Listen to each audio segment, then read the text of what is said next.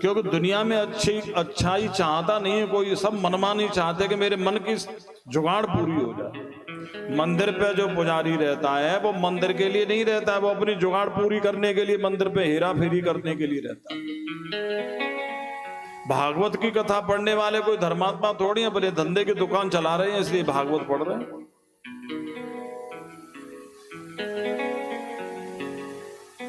इन्हीं को कहते काली नाग,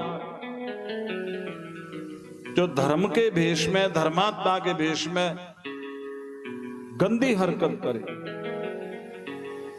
अपनी मनमानी स्वादों को पूरा करे, दुबक करके छुपक करके।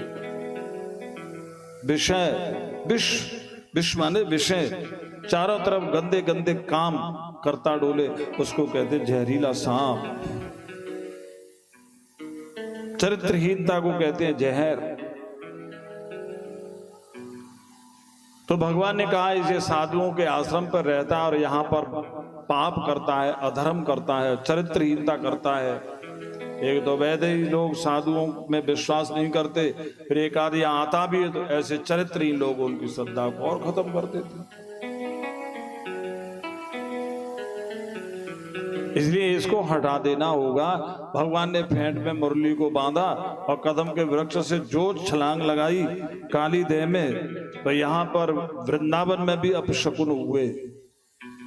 भैया, बाबा, बलराम, गोप, गोपी सब दौड़ करके आए और यहाँ पर जितने भी ग्वाल बाल गाय बछड़े थे, कृष्ण यमुना जी में है, काली देह में है, और वो सब के सब रो रहे, हाँ कृष्ण, हाँ कृष्ण।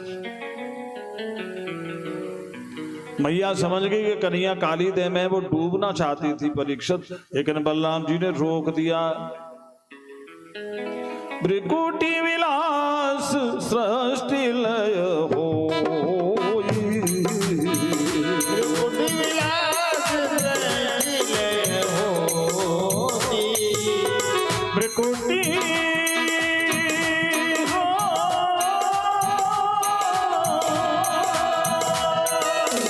भृकुटी विलास सृष्टि लय होई, भृकुटी विलास सृष्टि लय होई, सपने संकट पर हिक सोई, सपने संकट पर हिक सोई, सपने संकट पर हिक सोई,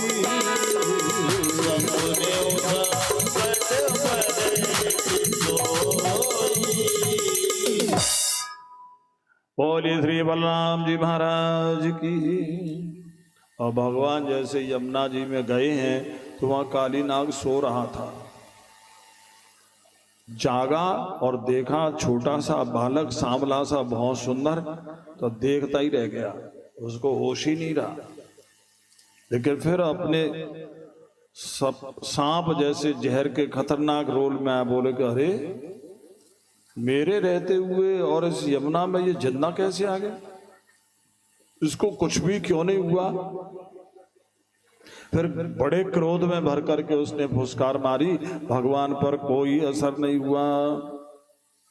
फिर और क्रोध में भर गया तो भगवान को काटने लगा, लेकिन भगवान पर कोई काटने का भी असर नहीं हुआ, बल्कि उसके काटे हुए जहर से यमुना जी के जीव जंतु मरने लगे, धरती के किनारे के जीव जंतु मरने लगे, आसमान के जीव जंतु मरने लगे, लेकिन भगवान पर कोई असर नहीं हुआ। अब क्या करे, नीच आदमी यही करता है। नीच आदमी पहले तो चाहता है कि जिसने मेरे को चैलेंज दिया है, जो मेरे खिलाफ है, जो मेरा दुश्मन है, वो खत्म हो जाए। फुफकार मारता है, धौंस थप्पड़ देता है कि भाई ऐसा करेगा तो ऐसा कर दूंगा, वैसा कर दूंगा, लेकिन फिर भी उसकी धौंस से कोई आदमी नहीं डरे तो फिर काटता है, उसको परेशान करता है। लेकिन परेशान करने से भी उसी की परेशानी बढ़ती है, नीच आदमी की। तो फिर वो